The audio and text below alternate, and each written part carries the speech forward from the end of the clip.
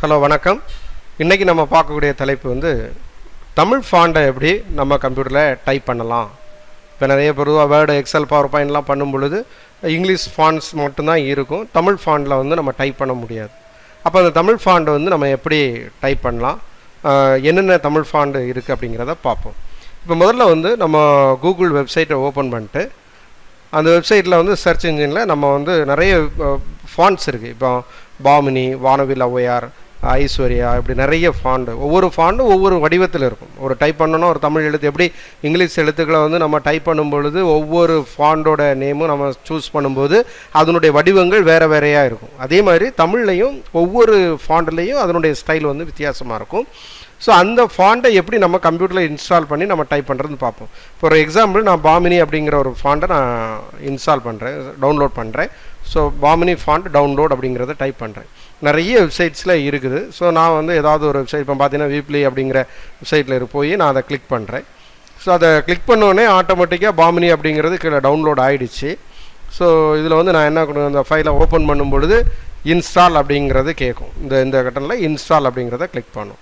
இப்போ இன்ஸ்டால் பண்ணிட்டீங்கன்னா, இப்போ என்னுடைய சிஸ்டத்தில் ஆல்ரெடி பாமினி வந்து இன்ஸ்டால் ஆகிருக்குது. ஸோ அதனால் வந்து ஆல்ரெடி எக்ஸிஸ்ட்னு வரும். ஸோ எஸ் நான் கொடுக்குறேன்.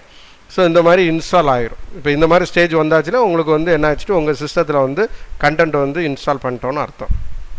இப்போ நீங்கள் வேர்டு டாக்குமெண்ட்டை ஓப்பன் பண்ணுறீங்க. இந்த வேர்டு ஃபைலை ஓப்பன் பண்ணி நீங்கள் தமிழ் டைப் பண்ணணுன்னு நினைக்கிறீங்கன்னு வச்சுருங்க. ஸோ இதில் வந்து நீங்கள் தமிழ் ஃபாண்டை டைப் பண்ணுறீங்க. இப்போ ஃபாண்டை இதில் தான் நம்ம வந்து செலக்ட் பண்ணுவோம். இதில் வந்து கிளிக் பண்ணிங்கன்னா பாமினி அப்படிங்கிற ஃபாண்ட் வந்து பி சீரியஸில் பாருங்கள், இதுதான் இந்த தமிழ் எழுத்துருக்கு பாருங்கள், இதுதான் பாமினியுடையது.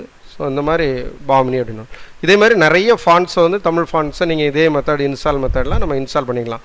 கன்சர்ன் எந்த வெப்சைட்டில் இருக்குதுன்னு பார்க்கணும், அதை டவுன்லோட் பண்ணணும்.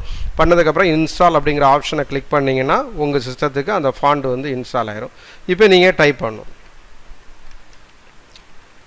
ஸோ இப்போ அம்மா அப்படின்னு அடிச்சிருக்கேன்னா நம்ம வந்து அதோடய ஃபாண்ட் சைஸை கூட கூட்டணும்னா கூட்டிக்கலாம். சரி, இந்த ஒவ்வொரு எழுத்துக்களும் எப்படி நம்ம டைப் பண்ணுறது? இப்போ நம்ம கீபோர்டு ஃபுல்லாக இங்கிலீஷ் எழுத்துக்கள் இருக்குது, நம்ம எப்படி தமிழில் பண்ணதுன்னா இந்த ஒவ்வொரு ஃபாண்ட் ஸ்டைலுக்கும் ஒரு லே அவுட் கொடுத்துருக்குறாங்க. ஸோ அது மாதிரி பாமினிக்குமே நமக்கு லே அவுட் இருக்குது. பாமினி ஃபாண்டோட லே அவுட் இருக்குது. நம்ம அந்த லே அவுட்டை வந்து எடுத்துக்கலாம். So Bamini font layout இதுதான் நிறைய மாடல் இருக்குது பாருங்கள். இந்த பாமினி ஃபாண்ட் லே அவுட்டை வந்து நீங்கள் கிளிக் பண்ணிங்கன்னா இதில் தெரியும். ஸோ ஒவ்வொரு எழுத்துக்களும் சைடில் பார்த்தீங்கன்னா தெரியும். ஏ, பி, சி எல்லாம் ஒவ்வொரு எழுத்து என்ன பண்ணுது. ஸ்மால் லெட்டரை டைப் பண்ணால் எந்த மாதிரி இருக்கும். இப்போ யா அப்படின்னு எடுத்துக்கிட்டோன்னா அது ஸ்மால் லெட்டர் ஏ டைப் பண்ணுறது.